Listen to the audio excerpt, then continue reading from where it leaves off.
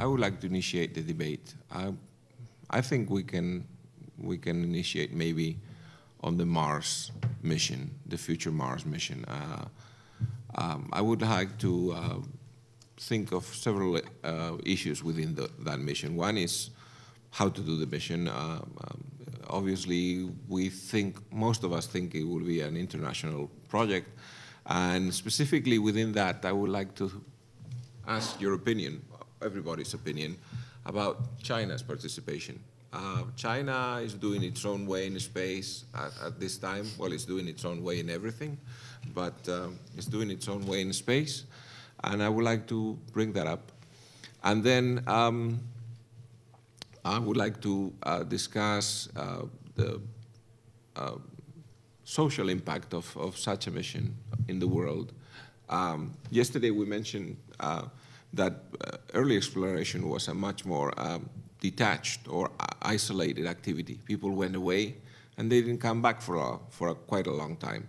This has not been the case lately. We're in touch. We've gone to the moon, and that's only a few minutes radio time away, and it's it's different. So this is something that I would also like to bring up. If anyone wants to take it up. Steve, anyone? I will ask the obvious question of ourselves here in this room, and I would be very interested to hear other people's perspectives. Should humans go to Mars? We're taking that as almost an assumption of those of us in the space industry, and those of us who are engineers, business people, and explorers and scientists. I don't think we should necessarily take that as an assumption, and I'll tell you why in a little while. I have a rather provocative question for you, but I'd like to hear what other people's perspectives are. Should we go to Mars? Who wants to be brave? Well, I think that we have to. There is no other option. Hi. I think we are obliged. I mean, it's maybe not needed for this generation, but there's a need for the long-term generation. I mean, we have to look. I mean, our problem with that mission is that it's something which lasts more than 4 years, and all the politicians look to the next 4 years. Then it's clear that we have to. I mean, we have to conquer the rest of the solar system and the rest of the universe, because our resources will be limited, will be growing, and we out to the next generation to explore Mars and to reach it. I think there is no doubt we have to do that. I mean, if it is this generation and with budget is something which can be discussed, but in a long-term philosophy of our civilization, we have to be there, and we have to be there, let's say, as soon as possible.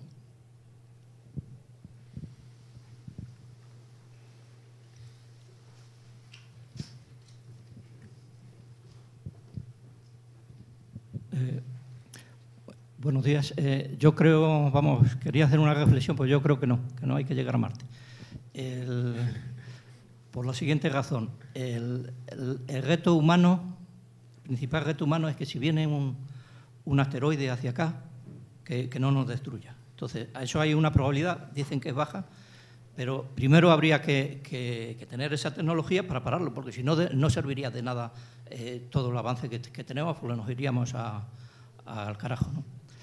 Eso no sé cómo se traduce en inglés, pero esa es la reflexión. No tengo ninguna esperanza porque la rueda se inventó hace 4.500 años en Mesopotamia. Ha habido cantidad de ingenieros, de físicos, y hasta hace 10 o 15 años no se la han puesto a las maletas. O sea, se podría haber puesto mucho antes. La tecnología espacial, desde el año 57, que empezaron con los primeros satélites, pues está muy bien. Han tirado fotos de tal, muy bonito todo, pero aquí el planeta, o sea, yo creo que hay prioridades mayores. Por ejemplo, si se quema el bosque de ahí al lado, del Pardo, pues que me den rápidamente las coordenadas para ir a apagar el fuego. Sin embargo, está muy bien pues que el Meteosat, que me da lo mismo que llueva a las 6 que llueva a las 7. Si va a llover, pues va a llover. Entonces, esa es la reflexión que quería hacer. Primero, digamos, garantizar el futuro de la humanidad y luego, una vez que esté garantizado, pues viajar a donde sea. Entonces, quería hacer dos preguntas. La probabilidad que hay de que nos impacte un meteorito, ¿cuánto es? y si esa probabilidad la comparten, digamos, los que están en la base espacial, en la estación espacial. I don't know who should answer the probability question. I don't think there is a definite figure for that yet. But there is one. It's not zero. That's definitely the case. But I would put it back to you. If humankind is in several planets, the risk from impacting an asteroid is much minimized, because the chance of having several asteroids impact on several planets is probably zero. So, very small, very yeah. small, yes. I mean, Steve asked a very provocative question about, we assume Mars because, I don't know, I've been reading science fiction my whole life, and we always go to Mars. That's what the assumption is. It's the closest nearby planet that seems kind of like Earth, or at least like the Western United States. But it's always good to question the goals that you have to make sure that they actually make sense. Recently, there's been talk in our country about going to visit an asteroid instead of Mars, or on the way to Mars. It's our direction. It's our current direction. And we think in terms of what makes sense that we can do, and anything that we do in space is going to build on the knowledge base that we have, which will eventually prepare us for whatever next goals come up. So it is important to question the goals and not simply accept them without analyzing them.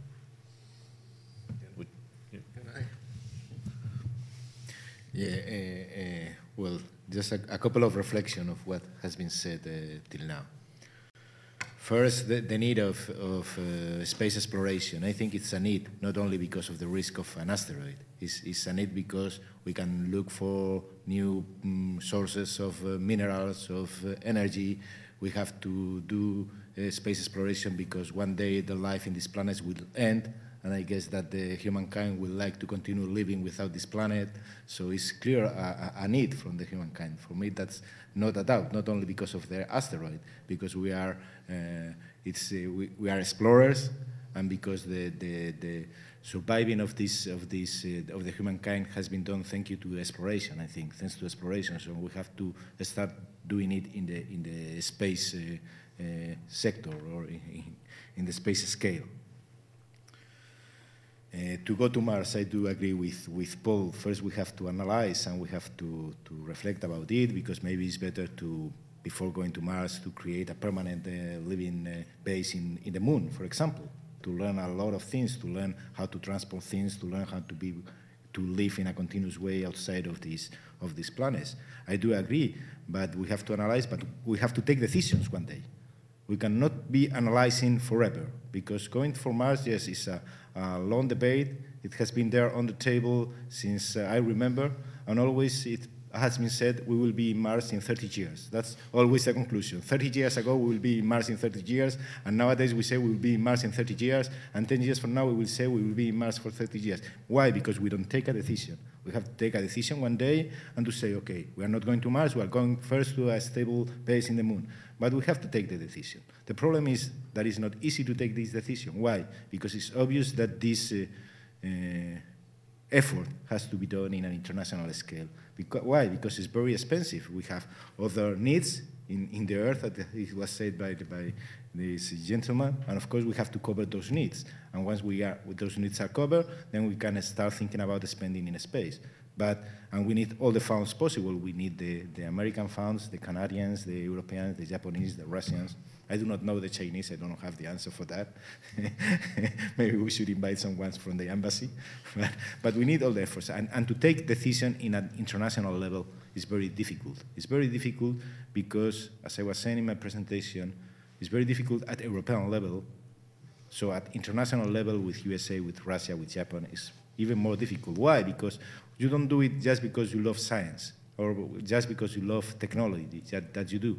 It's difficult because You have different objectives. Americans now want to go to the asteroid. Germans maybe want to go to the moon. The French, I don't know where they want to go. So it's difficult to take a decision. And once you have reached to an agreement of where you want to go, then you can start the negotiation of what part are you going to build. You are going to build the service model. You are going to drive the communication model.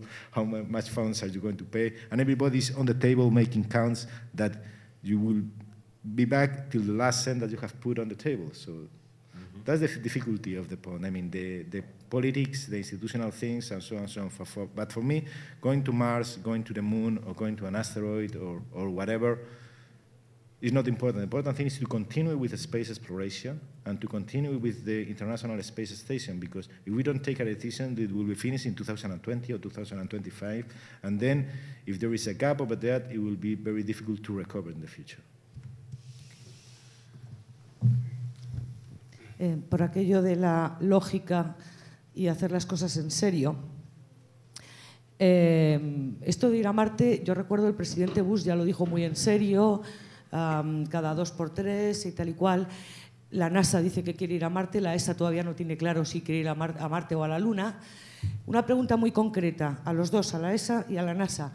¿Cuánto dinero del presupuesto, de los respectivos presupuestos, están seriamente comprometidos con un proyecto para ir a Marte? El proyecto presupuestario de la NASA para el año que viene son 17.3 billion.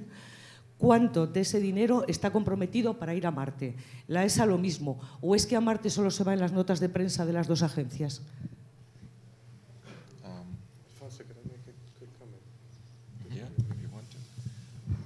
Thank you for that. I'd just like to make a quick comment.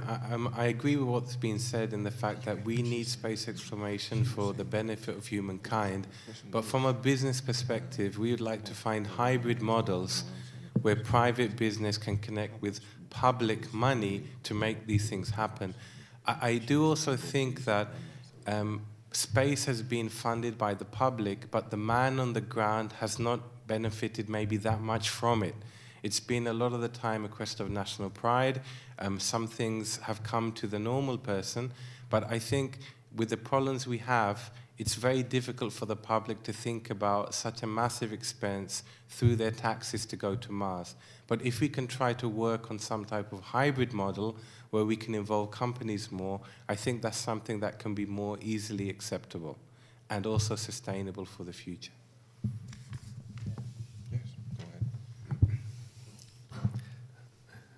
This is where the debate part comes in. I very strongly disagree that the man on the street has not benefited from 50 years of going into sending humans into space. The technology that in fact, this is arguably the absolute best reason to go to space, is that it's a technology engine for the human race. So we have things in our lives that we take for granted because of the space programs around the world. So virtually everyone has benefited significantly from it.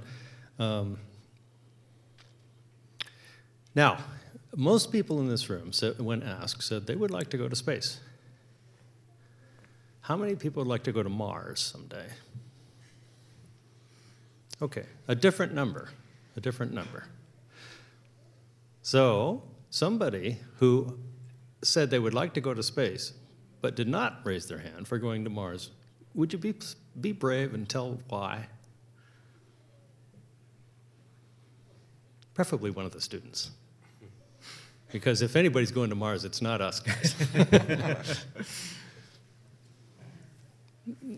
Somebody we haven't heard. Thank you. I was going to ask you because you were there yesterday.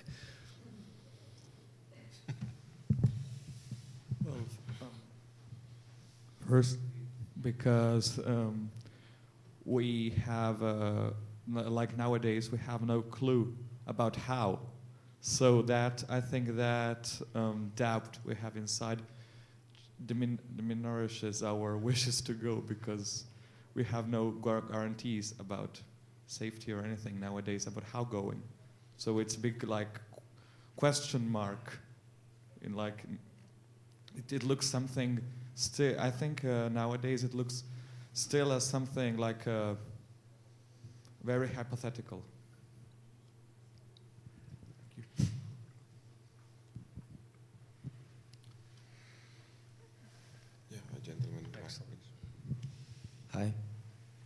as Stephen has said, I think it's very important to go to Mars because exploration has always lead to discovering new things that has improved humankind. And I think it's more like a challenge as when we went to the moon, but this challenge has brought us really good things. And I would like to ask two questions too. Are we going to use solar sailing motors if we go there? And if we are going to use artificial gravity if we go there in the trip? Those are good questions, and I would turn part of that back to the students that are sitting here in the room, because most likely by the time we define a deep space program, Steve and I will be doing other things, and it will be you people who will be making the decisions as to whether you use solar sails for propulsion or whether you use artificial gravity to reduce the effects of zero gravity on the human physiology, because there are significant challenges to make it work. In our business, we do not accept simply people's thoughts and opinions. We demand data. And so someone needs to show me the data that says this propulsion technology versus that propulsion technology versus this propulsion technology. There's actually a saying over our engineering room in Mission Control. It's over the door. It says, "In God we trust, all others must bring data." All right? So I could sit here and guess at the proper technology, but that wouldn't be appropriate because I don't have the data right now. And somebody needs to show that to me, and people who are very smart need to show that to me. Well, you wouldn't have asked that question if you didn't know something about solar sails and if you didn't know something about centrifuges. So speaking as an engineer to an engineer, let's bound the problem, which is what we do as engineers. So a solar sail, engineers think about cost versus benefit. The benefit is it's sort of free propulsion, right? The energy from the sun provides a weak propulsive force that we try to take advantage of.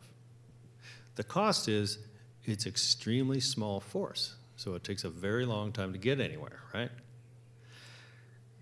That's maybe not so bad, because if we're going to go to Mars, are we going to take all of the habitat and all the fuel that we're going to need to come back? Are we going to take all that stuff at the same time as the humans? Or might it be wiser to send all that first and have it waiting for us when you go to Mars? Aha, so you don't want to sit on a solar sail maybe, because you would take years to get there. But maybe your fuel can do that. So that's sort of the engineering parameters to think about. Now, let's think about a centrifuge. A centrifuge means mass, and it also means potential vibration. And whenever you have something massive moving rapidly in space, the cost of a failure is very, very severe. What you would prefer to have is no moving parts at all. So then you're back to the solar sail. But being a human being with a body that is optimized to be in a gravitational field, well then a centrifuge is exactly the right thing. So cost-benefit analysis. So the challenge to you as a new engineer is to build a centrifuge that is very light and extremely reliable. And if it fails, because you have to plan for failure, don't design so that it won't fail. That's wrong, because it might. So you have to design for failure. And when it fails, it shouldn't take apart the spacecraft. Okay, let me ask my provocative question. And really, I'm asking this of the young members of the audience who may have a potential of going to Mars. Here's the question. The first answer we got from whether we should go to Mars was an answer of the spirit, because we're humans, and exploring is what we do. We can't help it. We have to see what's over the horizon. Absolutely, that's how we got to where we are. It's a form of our civilized mind, but it's also what we do with the intelligence that we were given.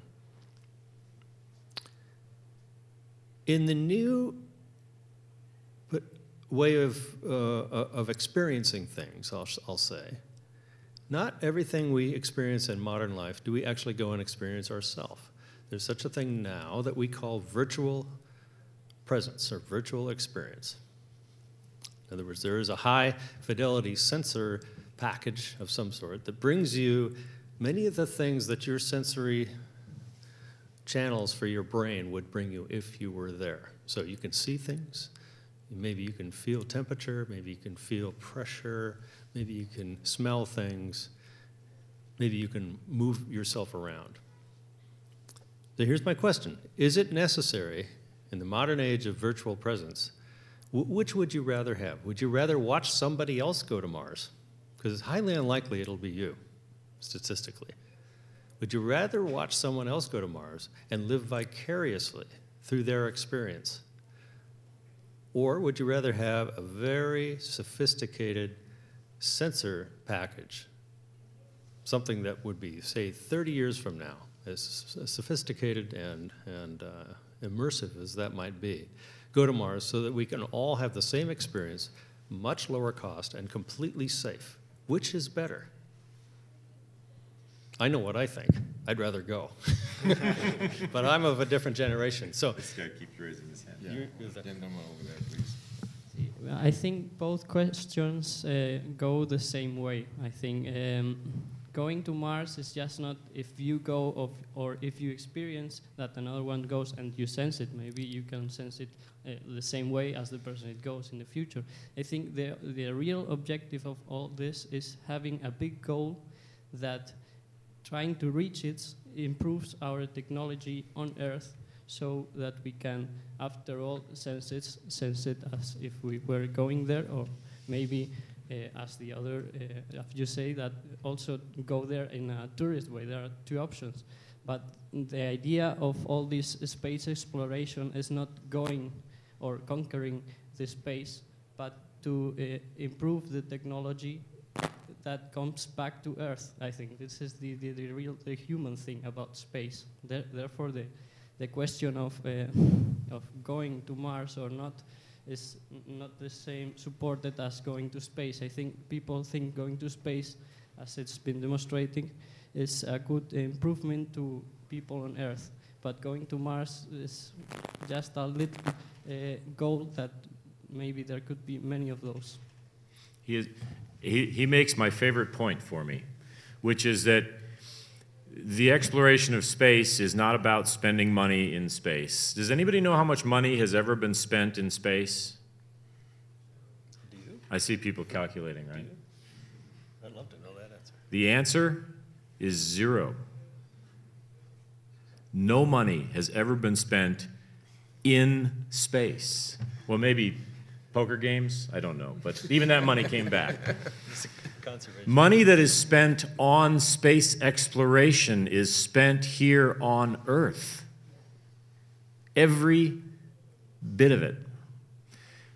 And we do not know what the results are going to be. Everybody in this room probably has an iPhone or something like that in their pocket, which, by the way, has more computational power than the entire mission control center that sent Apollo to the moon. And that came out of microelectronics and microprocessors. What people don't realize is that the technology to make silicon chips was developed at the university level in the early 1950s. But nobody could figure out how to make that technology profitable, to produce chips, to produce silicon chips profitably, until the government came along and said, let's go to the moon. We need a computer which is very small, and here's a blank check to develop the technology to do that. And a company took the technology that had been developed in the laboratory and used it to produce chips that could fit in a computer that could go in the lunar module. And when they had done that, they had sold the technology to the government. They then had the production capability to build that commercially. And there are many, many examples of that, of technology that has been developed essentially with community money. government money, which is all of our money, and then is used to produce products which we all benefit from. And in truth, whether we go to the moon or to an asteroid or to Mars, anywhere we go, that is a direct benefit. I agree that a goal is really good because it focuses people. But as you're focused on that goal, you forget that all of the peripheral things happen that are very, very beneficial. Wait, there's a gentleman in the back. It's okay? Okay. Okay. From my point of view, I think that the key to success in going to Mars is not just, I mean, we are engineers and we love technique and we love doing things just because it's a challenge, and it would be great to get all the technology we would get from developing a spacecraft to go to Mars. But if you analyze the space history, you get to realize that there must be a human goal. I mean, when the Sputnik was launched, it was out of fear because it was the Cold War, so both Russia and the United States had to prove that which one was more powerful, we can say. And then when we stepped on the moon, it was because the United States had to prove that they were we can say the global superpower.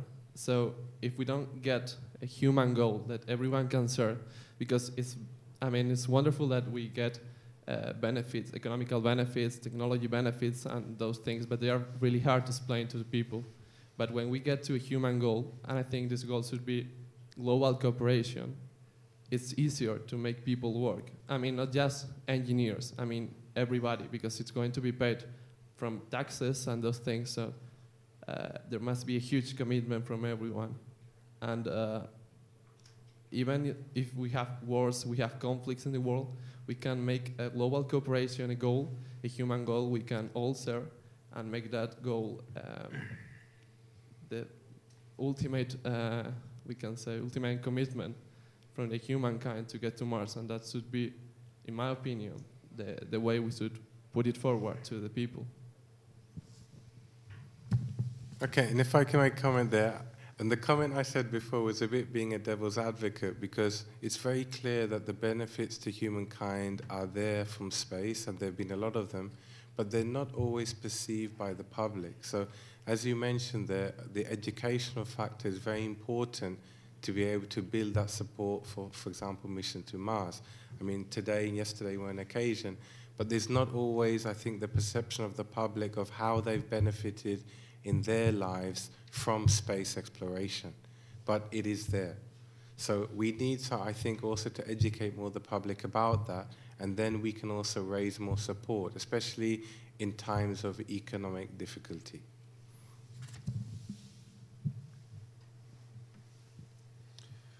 I would like to take this opportunity to think about the money part a little bit more. As Paul said, no money has ever been spent in space. We spend it here on Earth. But we in the industry always assume or acknowledge this supposition that space is expensive. And I post the exact opposite opinion. Space is not expensive. Space, if you compare it to other activities, human activities, is nothing. I mean, Spain usually spends about 200 million a year in space, more or less, a little bit more in good times, a little bit less in lesser times. Well, we here in Spain learned yesterday the football clubs owe the government 730 million. They owe. That's not what they spend. That's what they owe in taxes to the government in this country alone. And if we take it to a large economy like the United States, and I don't know, how much do the US spend on sport activity, for example? NASCAR. I think that's a great point to bring up, is put it in context. Put the cost of going to space in context. I'll just say two quick things. In the United States, the entire space program, the civilian space program, not military, is less than 0.5% of the US budget. It's about 0.46%. So, right. But going to space, if you're talking about humans, it's not going to space that's expensive. It's keeping them safe that's expensive. And herein lies the real challenge for economic viability. If you're going to make money by sending humans to space, or try to spend less money, depending on which side of the table you're on here, on the ESA side or the commercial side, you would like to spend as little money on safety as you could and still be safe. How do you know where that is? As you know, we at NASA have tread that path, and we've had our successes and we've had our failures.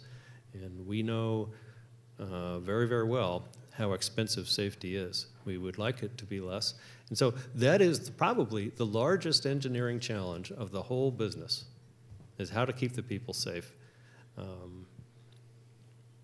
Because when we fail, the public does not support us so much, and when we're using public money to do it, the public questions you, believe me, we've been there, and says, how could you have let this happen?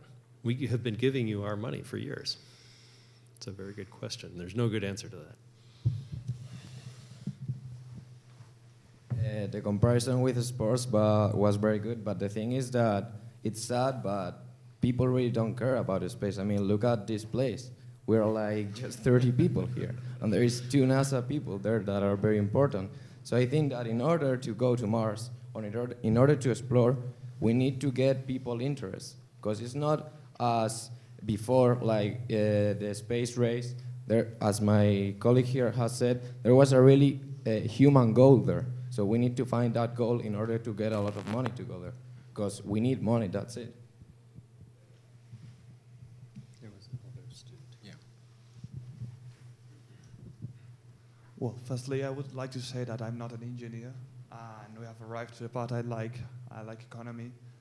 And well, I wanted to ask to the NASA members if NASA has ever thought of using their capacities to finance themselves. For example, using the space shuttle as a tourist service or something like that. Well, it's a very good question. The first answer is the government doesn't use its resources to make money. It's kind of, we're prohibited from doing it that way. It's a very costly endeavor flying the shuttle. It was a very costly endeavor flying the shuttle, and it's very hard to make the economic model work. But then again, it was very difficult in the early days of aviation to get anyone to start a business because the costs were too high and the profit margin too small. And so governments essentially subsidized the start of airlines by, in the United States, by having small companies carry the mail, the post. And so they subsidized that, and that allowed the small companies to buy airplanes, build airplanes, and fly them to carry the mail, and they were able to build them big enough to carry passengers as well. And then that bootstrapped, we say, the industry and brought the airline industry into being. And so the costs are so much higher in the space program because of what Steve mentioned about safety is very costly to make sure it works. The energies are so high that making it safe and reliable is expensive. That we hope that the government money, the community money that has been invested will help people because of the knowledge we've received doing what we have, will help commercial companies to take that technology and use it. So it's difficult to simply say use what we have to raise money because that economic model doesn't really work very well. You need to take what we've learned and begin new companies with that knowledge and make an economic model that works. And there is also a very important factor that is making aware to the public why we need these funds or how these funds are used and the richness that the welfare that these funds create. For example, you were mentioning the microelectronic, but I was thinking something more directed with the space, that are the space telecom satellites. We are in times of economic crisis, and I do not know a single space telecom operator with losses. all of them win funds last year. So, but we need to create a consensus among the people. I mean, recently in Europe, we have a couple of success, like the launch of the 2 first navigation satellites to Galileo IOV, and the launch of Vega, that is an European rocket, done at ESA, led by Italy. And there were news in the electronic newspapers and in the newspapers, but the good thing of the electronic newspaper is that you can read the reaction of the people. And the reaction of the people was, what are we doing spending money in these things when we have this big economic crisis? So first, this money has not been spent now because they are long-term projects, the funds have been spent during several years. And second, these projects create richness and creates welfare. The problem is that the people are not aware of this. And when there is a bad economic situation, they think we should not spend funds on this. But when things are going well, they said, oh, this is interesting, it's nice. So someone should make the analysis of the multiplication factor that you have with this.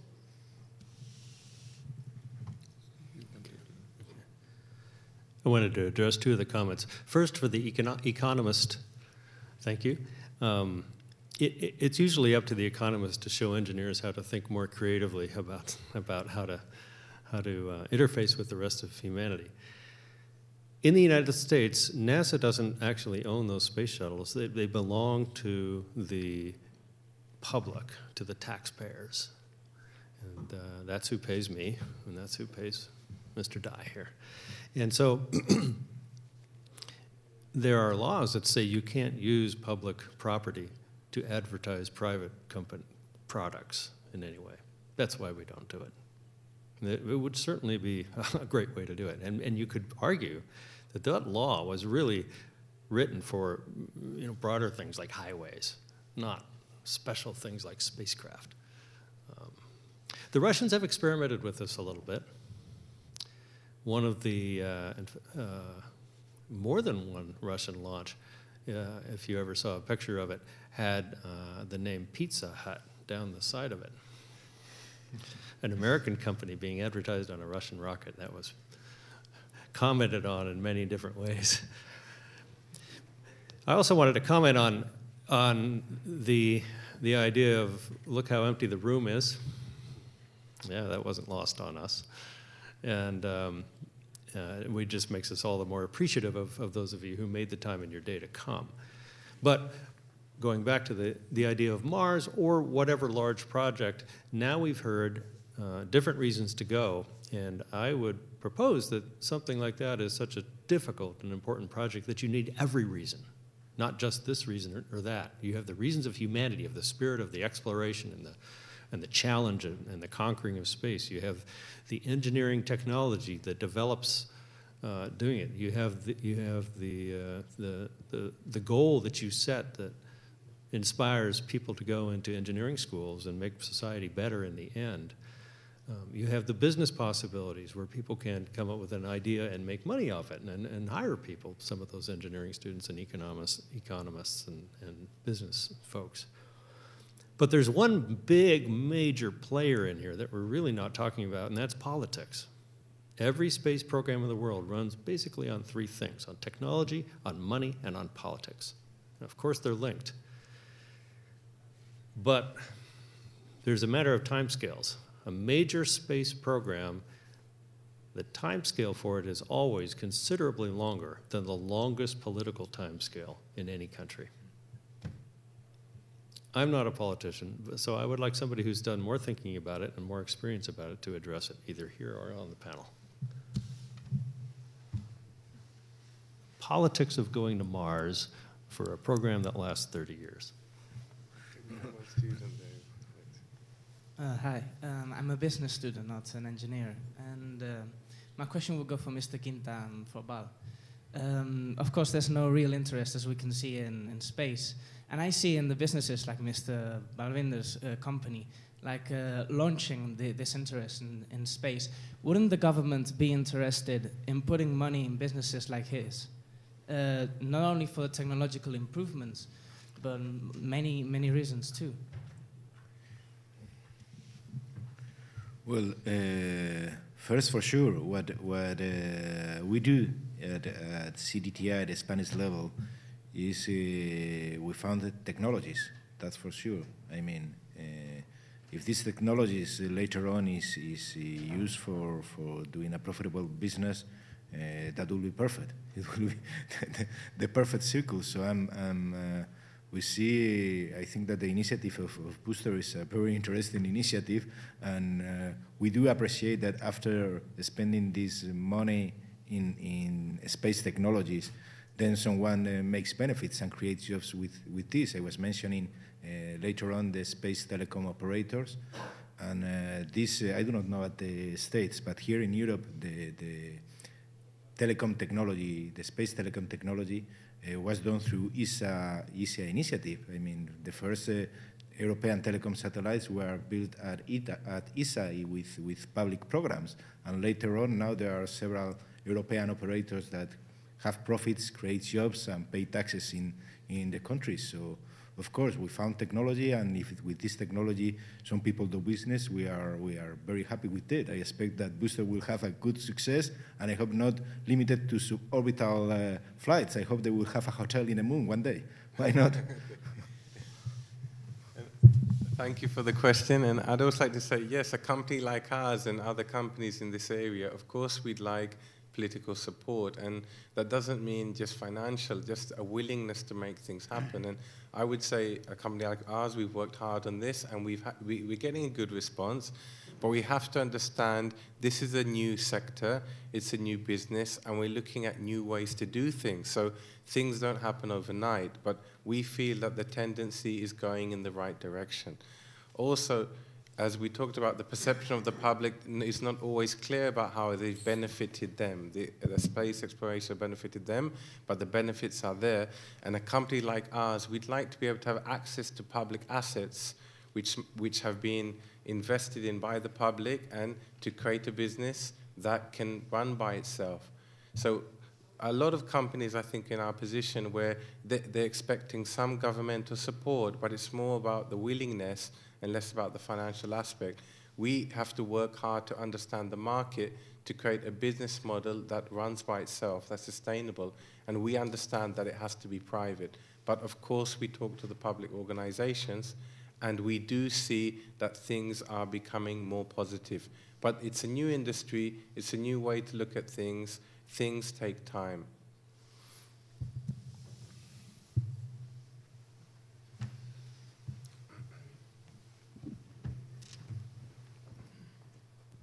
Well, we have a discussion alone about money. Let's go back to technical question. Going to Mars, there's a big controversy. There are a lot of people which believe we can go directly. A lot of people think that we should go first to the moon, step in the moon, going to Mars. And you are qualified experts, Paul and Steve. Do you believe we can go directly to the Mars, or we should go first to the moon? Can I speak for both of us? You can answer for both. Paul and I share a brain on this, so it's simple. Thinking as both an explorer and as an engineer, if you draw a vector from Earth to Mars, you hit the moon first in terms of human capability. And here's why. What is Mars? Mars is partial gravity, dusty, high radiation, large thermal cycle, non-breathable atmosphere. What's the moon? Partial gravity, dusty, high radiation, large thermal cycles, no breathable atmosphere. Where would you like to practice? 2.5 days away or 5 months away? But I'm not a politician, I'm just an engineer.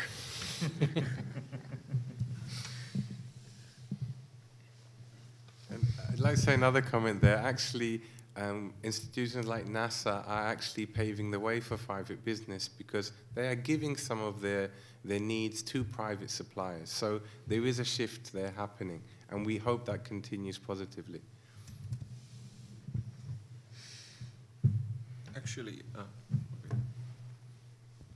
yes, I was wanted to agree with the point that before the public eye sees concrete benefits from space exploration or maybe space business tourism, they won't have that, like not many people will have that willingness to invest in it.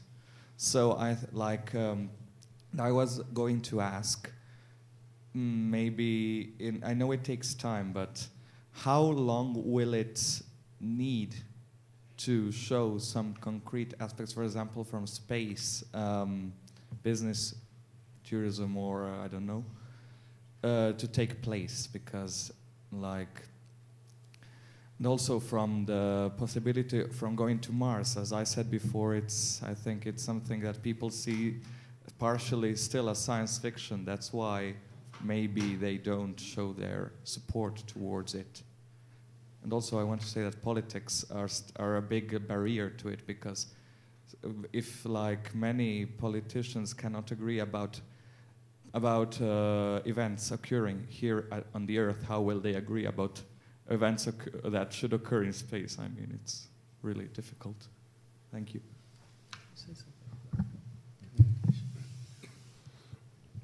You should be up here. I think you summarized the entire day right there. But let me just address the first part. I work in a large community of mostly engineers and scientists, and we're terrible at communicating to people who aren't engineers and scientists. And so if the public asks many of us, we've been spending all this money on space for all these years, it's been more than 50 years now. What kind of benefits can you tell me about? And we say, well, you can solve partial differential equations much more quickly now with supercomputers that can invert the complex matrices. You know, that's not the right way to talk to the public. And so we really do need, and that's not going to change. Engineers aren't going to change their thinking and their way of communicating. So we need the business people, and we need the marketing people, and we need the economists, and we need the psychologists and people who understand how to translate what technical people do to what everybody else cares about. We in NASA, I think, don't do nearly as good enough job in that. ESA actually does a pretty good job of that. I think they've learned from our mistakes. But we could all do much, much better for the reason that you said, because you're asking how long will it take? It's already happening. Just by going through the decision process. You're in school to become an aerospace engineer, right? Okay, but you're in school and with an interest in aerospace, and so here you are. So here's a benefit for Spain, right there, wearing a striped shirt. And so it's happening already. So part of the problem is what I want to say is communicating. And look at the difference in the way this gentleman communicates and the rest of us communicate. Who would you rather listen to?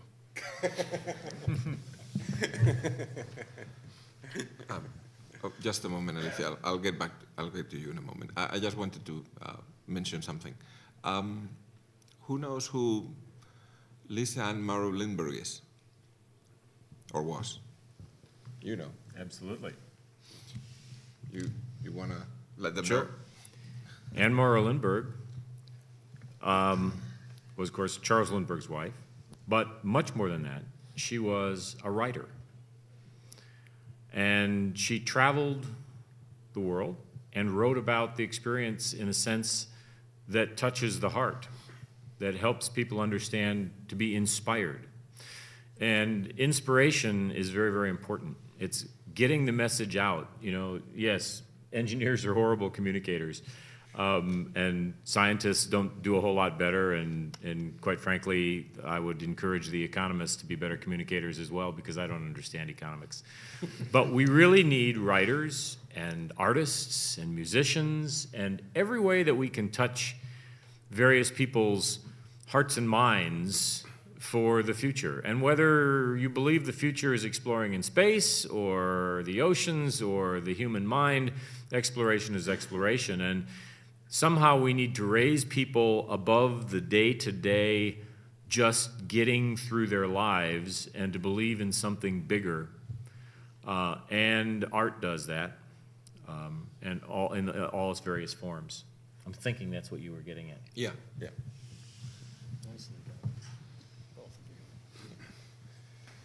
Dos cosas. Una, hablando de la exploración, se está planteando como si la exploración tuvieran que ir siempre astronautas humanos. Usted ha hablado de simuladores, de realidad virtual, más o menos, y parece que a nadie en una hora nos hemos acordado de que se está explorando Marte con unos satélites, bueno, ustedes, la NASA sobre todo, más un satélite de la ESA, estupendos, incluso con unos robots que, si es por ingeniería, tengo entendido, yo no soy ingeniero, que la ingeniería del Spirit y el Opportunity, y ahora probaremos la del Curiosity, que han desarrollado en JPL, es excepcional. Quiero decir que se está explorando Marte.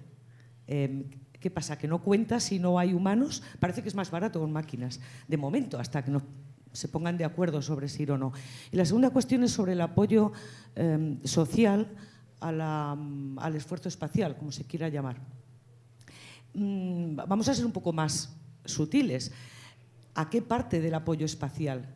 Porque creo recordar que en Estados Unidos, sobre todo, cuando la NASA dijo que abandonaba el Hubble porque no lo iba a arreglar, porque era muy peligroso, hubo lobby, presiones, bronca, follón, hasta que al final se financió, que iba, porque bueno, vamos a decirle a la gente que se quedaba sin las fotos del Hubble, realmente tuvo una enorme popularidad y apoyo social.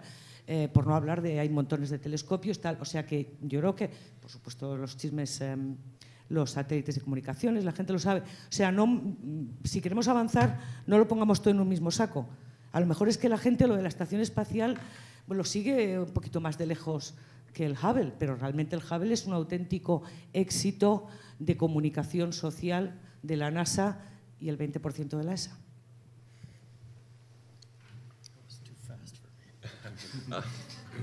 She was posing two questions. One was whether exploration is also carried out by probes, by robots. Sure. And we're exploring Mars at this time with the robots, with rovers and things like that. So there is not only a human activity, but a proxy human activity, and you mentioned that. And she was asking whether the human part is so relevant. Mm-hmm. And the other one was, the second one was, the uproar that there was when Hubble was said to be retired because it was difficult to fix it. And there was quite a bit of public support for that. And so there is public support for space activities. Maybe, it's not that the whole thing is not in the same, not all of the eggs are in the same basket. It's absolutely not. Robotics and human is not an either or. You need both. One of the heads, I have absolutely personally been fascinated by the Mars rovers. And I don't do those. It's a different part of NASA. And just as a citizen, I look at that and I am amazed at what they have accomplished. And to sit there and watch them cross the desert on Mars and see what they can see. Yet at the same time, the head of that program was asked by someone who said, aren't you upset that NASA's spending money on human spaceflight when it takes money away from your robotics? And he said, as much as they have learned in 6 years on the Red Planet with those two rovers, that if they had had one geologist walking on the ground for a couple of weeks, they probably could have learned as much, which is his way of saying they were very thankful to do the robotics, and they need to do the robotics, but it is somehow much easier when the geologist is right there and can simply reach down, pick up the rock, look at it and go, oh, that's not that important anyways, and throw it down, rather than having to spend 2 months by remote exploration. And so I think that we need to send robotics out, but we can't forget that you can be much more efficient with a human on the ground. And Steve can probably talk about how the humans made Hubble last a lot longer. I would like to answer also. I think they are also complementary from the point of view of technologies. You can develop a lot of technology for robotics before applying it to humankind, also because of safety that was mentioned before. I mean, you launch a rocket with a robot inside. If there is not a success, if there is a failure, it's a pity, but it's a robot. But if there are several human beings inside, it's something different. So I think they are complementary. In Europe, I mentioned in my presentation Lunar Lander, we have ExoMars. I think you have to learn things that you were mentioning, and you apply the things that you learn at robotics to human exploration and vice versa. So yeah, why not? And it's cheaper, by the way. So if you cannot afford to pay a human mission to Mars, you can set a robot or an orbiter or things like that. Yeah, why not? And about the Hubble and the social support to Hubble, yes, you're right, but well, you know more about this than me, but you know, people support some things or not. I don't know how they work, but I do recognize that at ESA level, by the way, I'm from CDTI, not from ESA, but at ESA level or at our Spanish level, we need to try to communicate more. It was what I tried to explain before, to explain better to the people what we are doing and the benefits for the people of doing this. Because for example, I think in Europe, if you make a little exercise, everybody knows NASA. But if you ask about ESA, they ask, what is that? So yeah, we have to improve that side, for sure. Also, I'd like to say that we've talked about the perception. So it's clear that there are benefits for humankind, but maybe people on the ground don't always feel that, but they're there. But how can we measure how people feel on Earth when they see a space program that they believe in? So I wasn't alive in the 60s, but I can imagine that the idea of going to the moon galvanized a nation, and there were a lot of more subtle benefits in that. One thing's national pride, but how you can inspire people to believe in something and to be better people. When I was born in '69, people say that's the year we went to the moon. I think we haven't always had very clear space programs and what they're doing, but when they are clear, it does have very concrete benefits and very subtle benefits that are useful for human spirit and galvanizing that. So, and that's not always measurable, but it is there and it changes how we, our perception and what we do here on the Earth.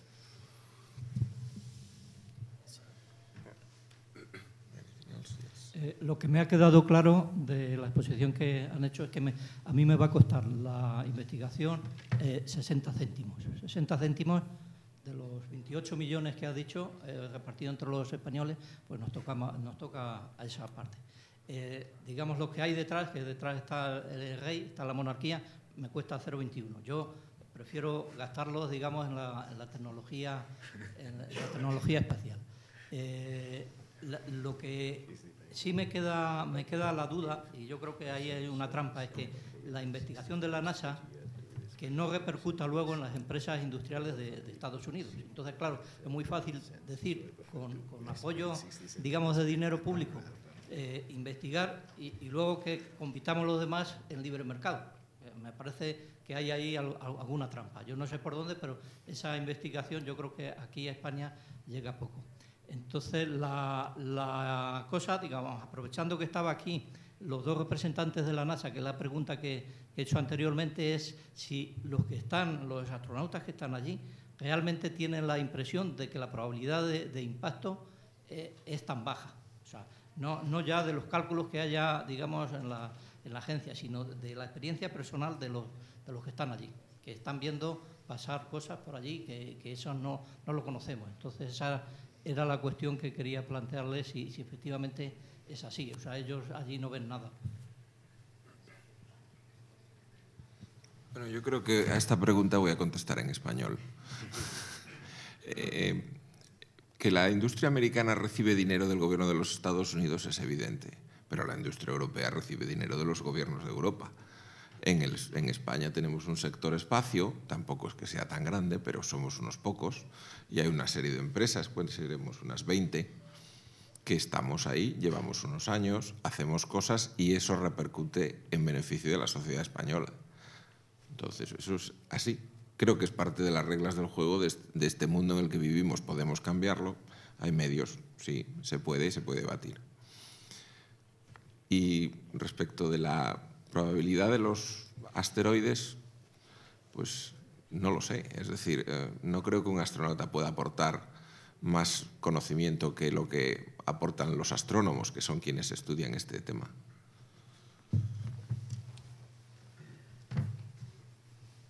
Yeah, I wanted to ask about the asteroid project because I've heard that NASA wants to get a man into an asteroid before going to Mars. And my question is, I'm studying engineering, so from an engineering point of view, wouldn't it be more useful, as he said, to get a man to the moon? And what is more important, less difficult than getting to an asteroid, because it has never been done before. So, I mean, we have all seen Armageddon, and it doesn't seem quite easy, but I mean, what are the plans of NASA, and what are the technical abilities required, and a little bit about that project, if you know something. We don't know much yet. We have been directed by the president. Well, the topic is the destination. If you're going to fly in space, where are you going to go? And there's an argument going on in the United States right now where one side says the destination shouldn't matter as much. No matter what we choose, we don't know how to go there yet. So we need to develop technology to go beyond low Earth orbit. There aren't a lot of destinations. There's an asteroid. Well, there's lots of asteroids, but, you know, an asteroid. The moon, Mars, potentially one of the Lagrangian points, at which there is nothing, but you can stay there for free. That's it. Those are the destinations.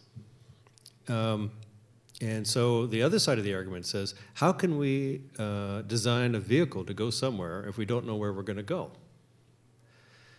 So that side says, look at the difference between the space shuttle, which was built to construct a space station in orbit, and the Apollo, which was meant to go 250,000 miles to the moon.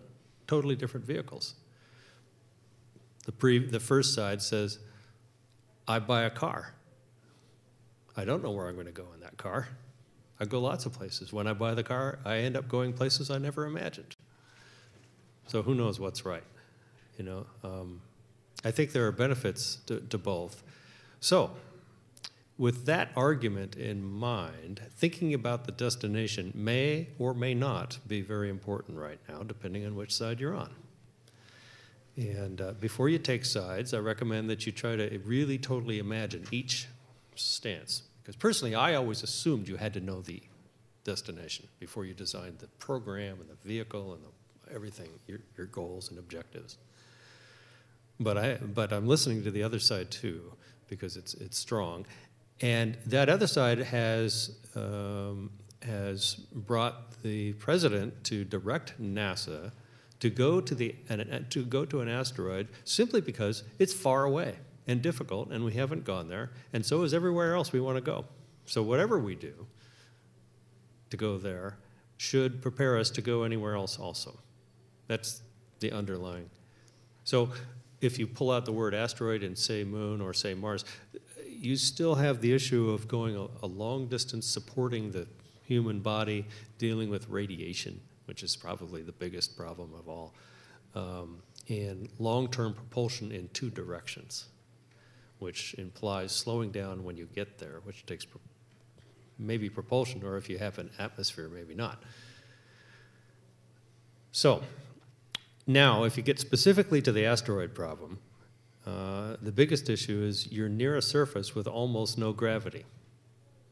What would that be like? Well, it would be like two vehicles docking in orbit, where neither has much gravitational pull.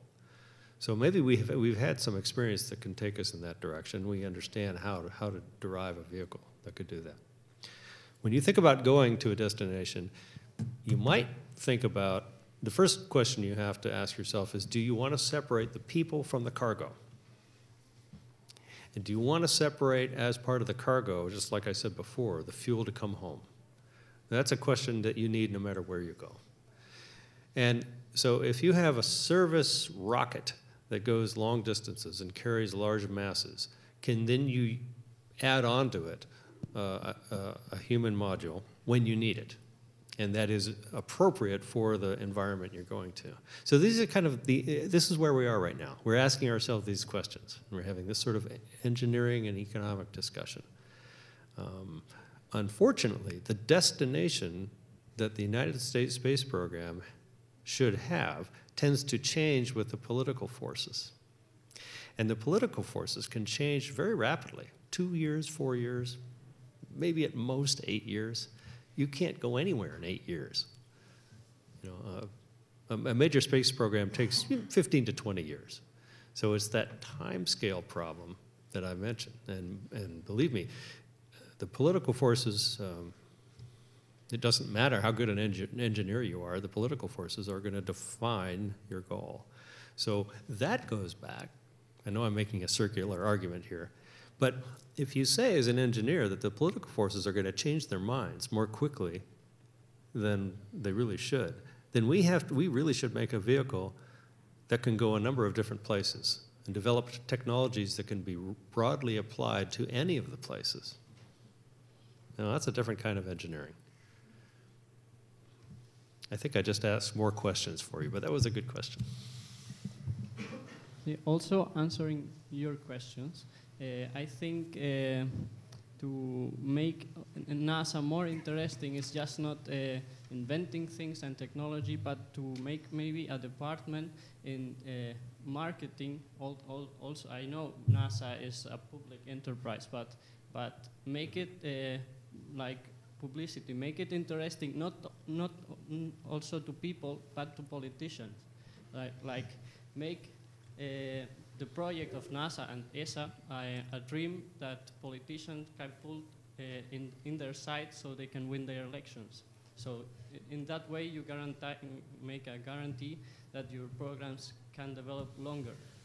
I think just not work in technology, but work in convincing people and politicians. And I think more important, politicians, because they will then convince their people. You're absolutely right. It's a problem that we've been working on now since 1958. I think going to Mars is much easier than that problem. But you are absolutely right. It's an essential problem. We're constantly working on it, and we should be much better at it.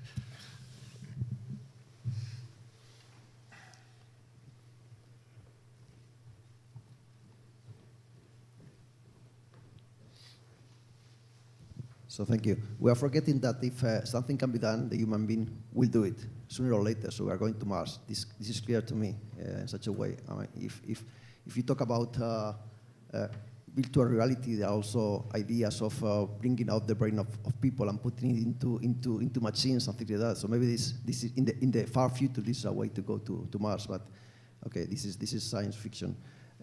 What I was going to point out is there is a place where national pride is still alive, where politicians or the politics are stable. We know in Spain very well about the political forces and the changing and the damage of changing political forces. But as Alfonso said, in China they have national pride, and in China they have a more stable. Maybe we don't like it, but they have more stable political panorama. So maybe the first human being going to China going to Mars is a Chinese. And also about all this Armageddon thing and things like that, the Earth will be hit by a big object sooner or later. This is sure. I mean, this is going to happen, maybe in 60 million years' time, but this will happen. So something has to be done, and maybe the way to be prepared to bring civilization somewhere else has to start now.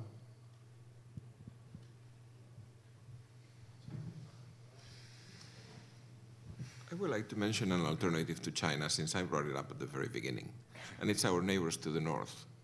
France has had a space program steady with national support since the 60s, since de Gaulle. And they've changed presidents, and they have a normal democratic process. But the space program is never in question. Maybe they don't have a specific goal. Obviously, they're not a big country, so they don't have the resources to set up as a goal a Mars mission or something like that. But I think that's admirable, and this is something we should all strive for, to have a national consensus.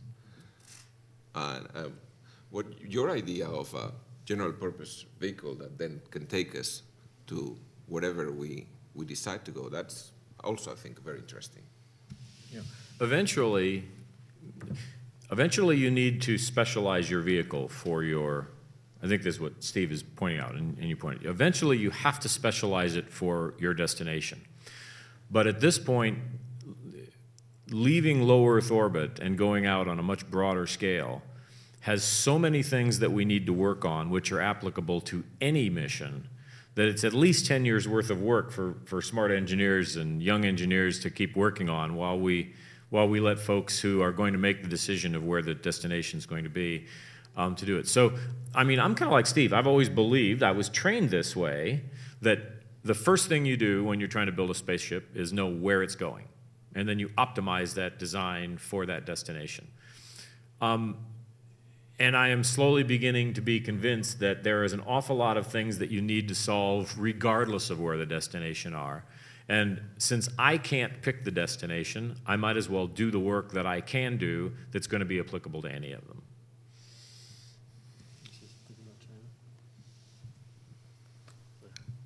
Do you have something? Okay. China and asteroids. This isn't necessarily NASA speaking, it's just Steve Robinson speaking. And my personal opinion is that any member of humanity, individually, as a group or as a country that wants to explore space for peaceful purposes, I'm very much in support of. That's my personal bias. And I think partially that comes from being in space. After you've been in space, you look down at the Earth and you see the Earth, you don't see countries. And so you see evidence of humanity. You don't see languages and nationalities and different forms of government. Will the first mission to Mars belong to the Chinese? Well, I hope not, and I don't think so. And I don't think I think it's going to have to be a global effort. I hope the Chinese will never be able to afford that.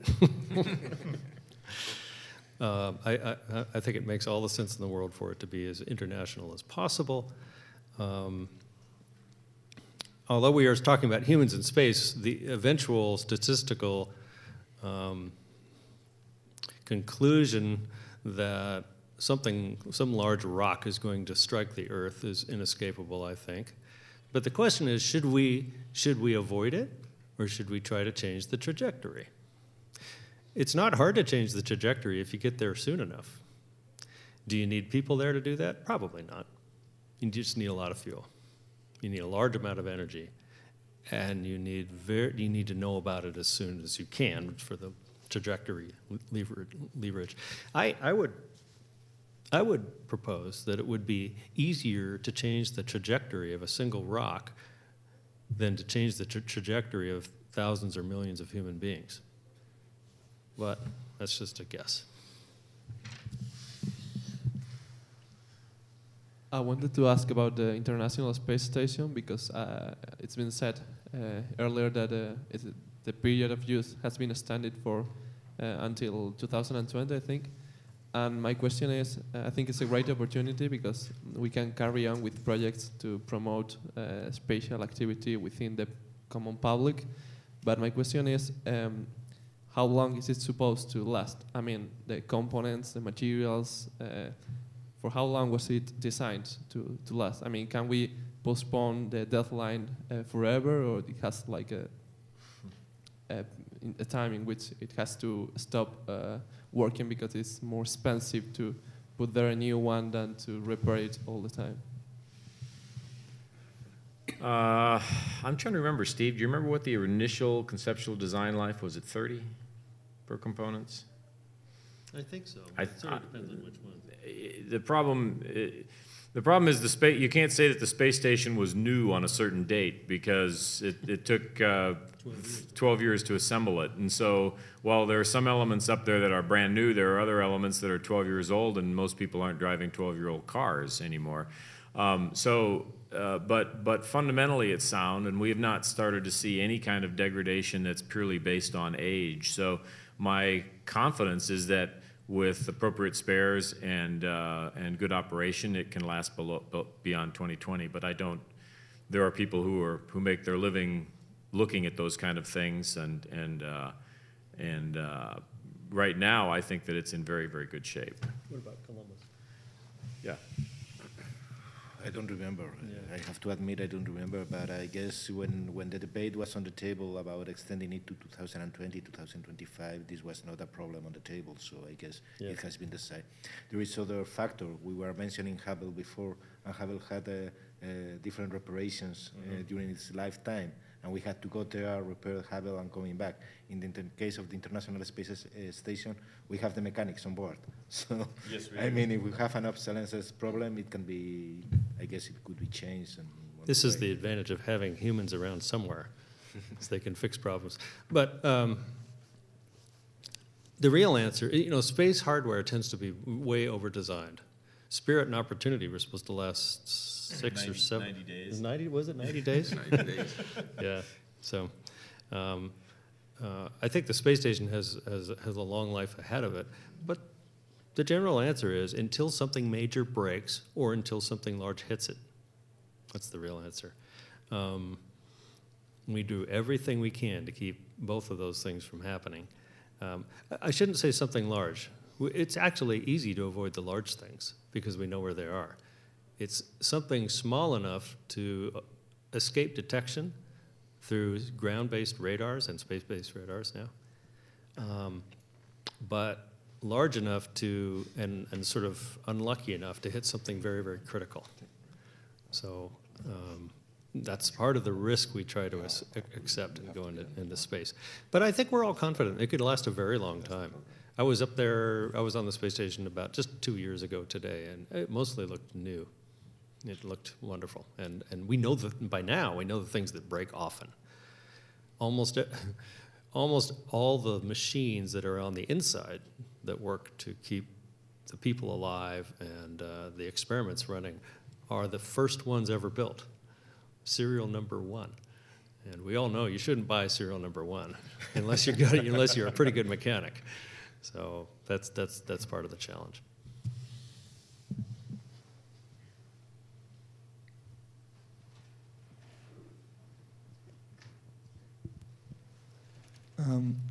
I just wanted to make one last reference to the political component about governments supporting space missions.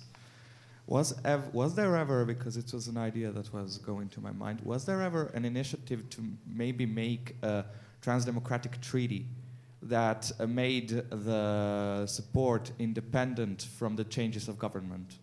Like that, a treaty that lasted the years long enough in order to put a space mission program to an end that didn't depend on the government changes. In the United States, there has been a little bit of success on specific space programs for that. The vehicle that's on its way to Mars right now was a beneficiary of that, of not single-year funding. I think they had a 4-year funding a couple of different times. There's been minimal success. There's been a lot more efforts to do that. But of course, you know, when you do that, you take control away from the political arm of the government, and that's usually not considered a good thing by those folks. I think rather than take away the chance to change it,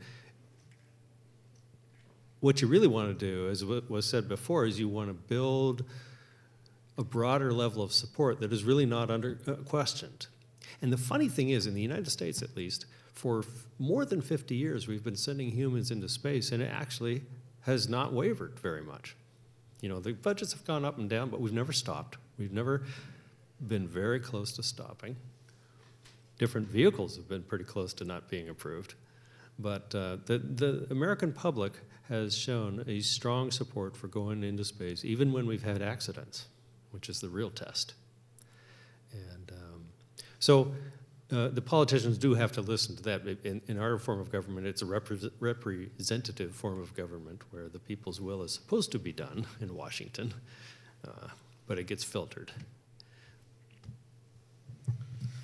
I would like to explain a little bit how it works in Europe, but because I think it was, I didn't explain it properly at the beginning.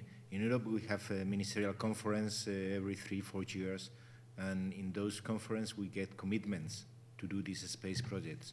Sometimes, depending on the project, on the size of the project and on the length of the project, sometimes this commitment gets till the next ministerial, but sometimes the commitments gets for the whole life of the project, or for 8 years, or for 10 years. So if the politicians change, the commitments are there already. So if they get the commitment to build a satellite to go to Mars, or for doing a new rocket, to build a new rocket is a project that takes 15 years or something like that. You don't make the commitment for 4 years, because then every 4 years you will have to renew the commitments. Maybe you can take the commitment for 8 years, 10 years, or the 15 years of the project. So if there are new politicians, they get the decision already. But the project of going to Mars, or going to a permanent base in the moon, or to an asteroid, the problem is that you have to take, my personal opinion, if it is an international project, the decision will have to be taken at European level, but also at American level, at Japanese level, at Canadian level, and the commitments will have to be done for 30 years. So the size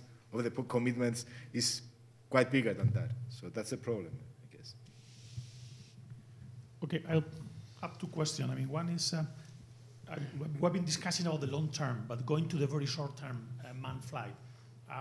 We are in a strange situation. I mean, today, temporarily, the United States has no means to put a man in orbit. This is something unthinkable. I mean, that's a leading spacefaring country. I mean, we couldn't think of that 10 years ago. Then my first question is, does the public opinion care about that? I mean, someone is preoccupied that we depend on the Russian to service the International Space Station. If suddenly Russia decided not to fly there, there's no means to go there. I mean, is there a preoccupation in the country because that there's a problem? And the second question is, well, this is a temporary thing for Corp. Then how and when United States will resume manned flight?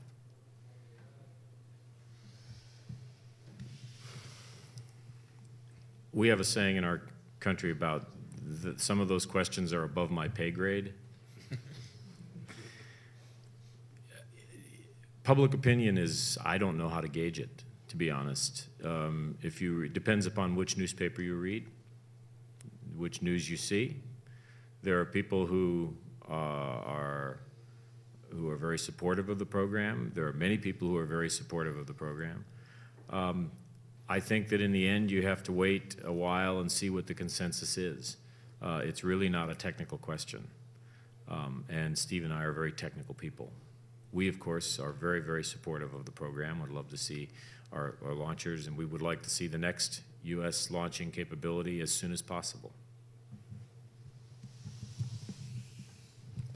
I'm an optimist, as if you couldn't tell. And when I started for NASA, the United States had no way to put a human in space. I started in 1975. We had no way to put anybody in space. It was in between Apollo and the shuttle. And we had just canceled our very successful space vehicle because it was really too expensive to build anything else while we were running it. So we canceled it. But then the space shuttle, which was the next thing, was under constant threat of being canceled. In one vote in Congress, it came down to within one vote of not going forward, which would have canceled the space shuttle. That sure sounds like it did today. So this is the second time in my career I've been here. And so I'm prone to take the long view, which is this is temporary. We never should have gotten here. The United States should never have gotten to the point where we have no way to launch Americans, especially to visit an outpost that is partially American. But here we are. It's temporary. We have great trust and faith in the Russians because we've been flying on Russian spacecraft for years and years and years. It's part of our international space effort. And for Americans who feel that that's just not right, it's just not patriotic to fly on a spacecraft of another country, I sort of have to ask, when you fly somewhere else, do you always rent an American car? Does it matter that much? So I think it's temporary. It does matter. It's important, and we never should have gotten here. But here we are. Now, here's the optimistic part. Today in America, there are 6 different spacecraft being designed to carry human beings. That's never been true. First time ever. Now, for students in university, that's got to be very exciting because it's not just one vehicle, it's not just one way of thinking, it's 6 different engineering cultures and problems being solved and ways of thinking about things. That level of engineering creativity in spacecraft design has never been the case. So I submit that I'm sorry, it's a shame that we are where we are, but it's temporary and the future is so exciting that it helps us get through this tough spot. Hi, I'm an engineer and I want to go to Mars. Call me dreamer, call me whatever. But my question is, what do you personally think that's the key to convince politicians? And what was the key when we first went to the moon to convince them? And when we have convinced them, then how much time will it take us to prepare to go to Mars? Let's ask a business person. Okay.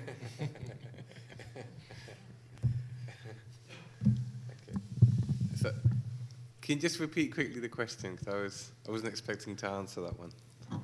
Yeah, that. What do you think is the key to convince politicians that we have to go to Mars because it will bring us a lot of benefits, technological benefits, and when we have convinced them, then how much time will it take us to prepare us to go to Mars? You know, all the spacecraft and all that stuff.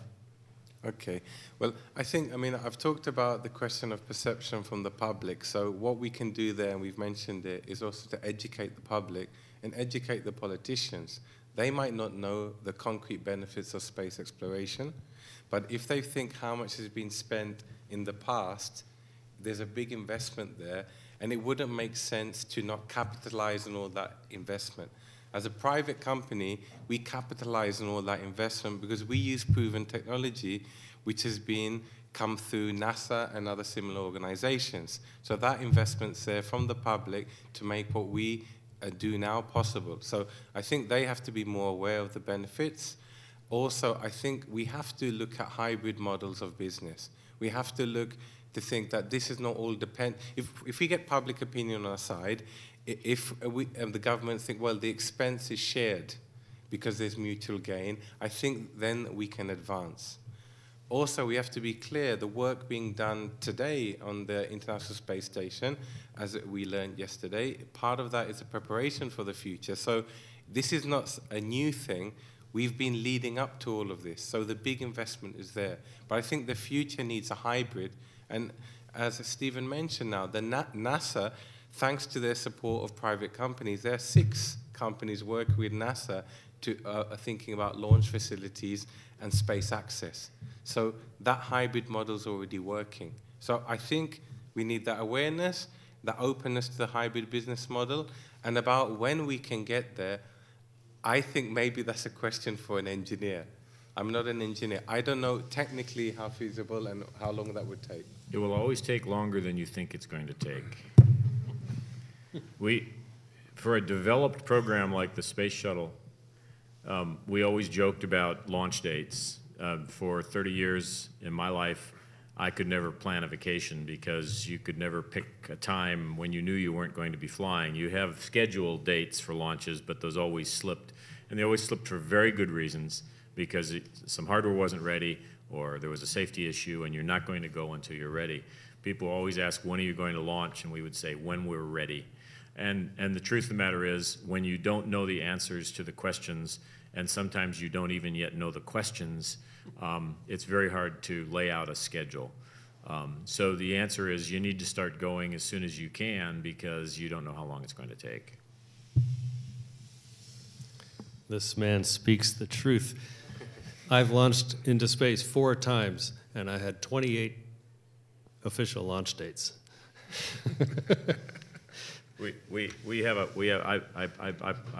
I build experimental airplanes, and the common question when someone comes to visit you is, when is it going to fly? When are you going to fly it? And we learn, you know, you start off trying to give estimates and explain it all, and finally you just learn that there's one answer, and the answer is Tuesday. I'm just not saying which Tuesday. Yeah, you'll find out what that's like when people ask, when are you going to finish your PhD? It's the worst. I've got one more thing to say about the moon in a minute.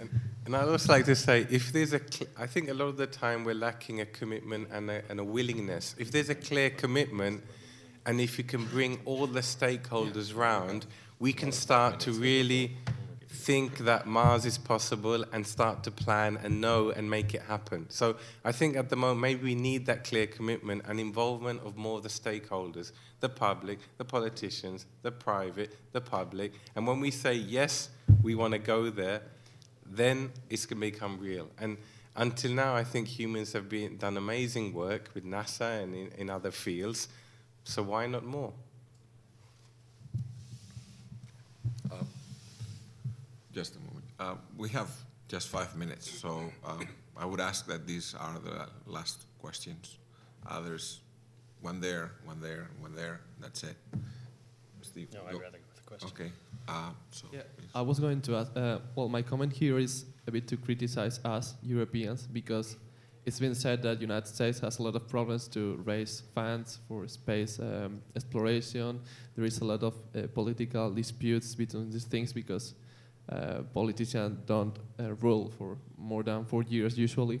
But even taking into account all of these facts, you have a huge budget compared to the European Union. And I don't get to understand why, because we have huge and large economy. I mean, the whole Europe, we are a lot of people. We are like 500 million people, and still we are not doing nothing compared to what America's doing. I mean, you have been criticized Americans for not having a spacecraft to take people to the International Space Station, but we don't have we don't have a vehicle to do that, and nobody's criticizing the European, not union, but the ESA, the European Space Agency. And I was wondering, why don't we invest more money? Because we are a lot of countries, and proportionally we are investing much less than the United States, and it's not being commented here. So as a European, I'm concerned. I don't have an answer for that. I mean, I don't remember the data now of the ratio per capita spent in space in USA and Europe, but why the NASA budget is larger than ESA budget, I do not know. The decisions in Europe are complex to take. We have to do ministerials. We have 18 ministers of different countries going there. We have to find a consensus. So the process is a little bit more complex, but that doesn't mean that it's worse. It's what we have. We have limited resources. We have to spend funds in other areas. So it's what it is. About the decision of making a launcher, to make a rocket to take our astronauts was taken. I don't remember which ministerial, but it was discussed. And we decided that because of what you were saying, we have a limited number of resources. We decided to spend our resources in other fields. And we use shuttle. We have flown astronauts in the shuttle. We flew astronauts with the Soyuz, and nothing happens. For us, that was the right decision. In order to increase our budget, I'm the first supporting that direction for sure, and I'm sure that the people of Elecnor are supporting that direction for sure. But what is need to be done, I do not know. I guess nowadays things are changing a little bit. European Union is entering the game. Now the European Union has also capacity for investing funds in space. It is said that for the next period, 2014-2020, the European Union will invest more funds will invest some of its funds to space. It is to see how much, so that will be added to ESA budget. So I hope that little by little we will increase our budget. I do support that line of action for sure. Do you think the project Constellation was fairly cancelled? I mean, do you think it was a good choice for going to the moon? What's your opinion about that? Who wants to answer that? We couldn't afford it. We couldn't afford Constellation and run the shuttle and run the space station. But I mean, now the shuttle is canceled. Yeah, we still couldn't afford it. The United States is in a severe economic depression, or slump, shall we say? And no, we couldn't afford it. That's what it boiled down to. But your long-term plans about going to the moon again is a similar program than Constellation, or you're gonna change the view of it? Currently, the long-term plan is actually to go to an asteroid. But the idea is whatever technology we develop to go to the asteroid, we could instead go to the moon and then learn to go to Mars. That's it. But right now, NASA is directed to prepare to go to an asteroid. We feel like whatever we prepare for is still going to be useful wherever we end up going. But, you know, let me just say something. We've been talking about cost. We could do more if we had more money. Well, sure, everybody knows that. Does it have to cost so much to go to space? We've been doing this for 52 years. Does it have to cost this much? Didn't we think 50 years ago that by the time we got to 2012 that more people would have access to space because we would have learned so much that it would be a lot cheaper? So my challenge to young engineers and just anybody with an interest in space is, again, it's economics and safety. That's what it's all about. It should be cheaper to go to space without reducing safety. Well, last thing, all the money you invested in program Constellation, are you gonna use that program on the future? Because I mean, going to an asteroid is even harder than going to the moon. So I think the thing you have to recognize is that at the stage that Constellation was at, it was mostly developing a lot of technology, none of which is being thrown away. I mean, almost all of the things that we had actually worked on for Constellation were lessons learned, things that are being applied. So while the program itself by name was canceled and that particular target was canceled, most of that work, I think Steve would agree, is stuff that still has value and is being carried forward in the various programs we're looking at. So you don't see it as a NASA failure? I mean, you're going to use all of that technology you developed? Yes. I think anytime you develop technology that can be useful for something else, that's a success. If it's early enough in the program, yeah, they're building blocks. These are the Legos that we built something out of yet, and we really hadn't gotten past that stage. We're too optimistic to think about it as a NASA failure. It's always a disappointment when the financial situation changes and you can't do what you plan to do. It's happened to you in your life, I'm sure, and it's a terrible disappointment, but I bet you don't consider it a failure. Okay. So we'll finish with Enrique there. Okay, thank you for your answer before. I was a little provocative, and I want to be provocative now again. So before I forgot to mention that China has maybe a sixth of all the taxpayers in the world, so they can raise a lot of money. Also, something that has to do with safety and economics. It was, you mentioned something that is not very well known, that one of the biggest challenges is radiation on the human body in a deep space long travel. Apparently, old people are less subject to these adverse reactions in human body. And also, it will be cheaper if old people just do the one-way trip to Mars and stay there. This was right before, and it will. Some people will volunteer. Apparently, there were people already volunteering, and this would have some effects. What's your opinion? Is this completely? I guess in the Western countries this will be completely crazy, but maybe not in some other countries. I flew with a guy who was 77. But that was only for 2 weeks. Well, you're absolutely right. I mean, we don't understand the implications of flying in space. I mean, the biggest evidence of that is in the last couple of years we've come to discover that there are some serious vision problems that have been affecting people who fly in space. We didn't understand the seriousness of it before, and this could be a major challenge to us all. Radiation, as we know, is a big deal, but there's other things that we probably don't know anything about. You could invert your question. You could say, why don't we fly very young people to space? We send them to fight wars. We give them fighter jets to fly. Why don't we send very young people? Wouldn't that be inspiring to the youth of the world to see somebody of their own age in space? And wouldn't they be better to withstand the rigors of a very long mission? I don't know the answer to that, but these are good questions to ask. A one-way mission, I think there are some people in the world that would sign up for that, but it wouldn't get public support, would it? It would be considered a death sentence, and not everybody would support that being mixed up with a space program. So you wouldn't get broad public support. Okay, so I'll just close this. Running over time has one advantage, is I don't have to make a summary of this session. That is practically impossible. So, but I will try just briefly. I think several things have come up. One is very important, is the couple of deciding factors, economics and safety for future spaceflight. That I think is something that we can all agree. And the second thing I think was common throughout the room is that we do need to sell this dream better.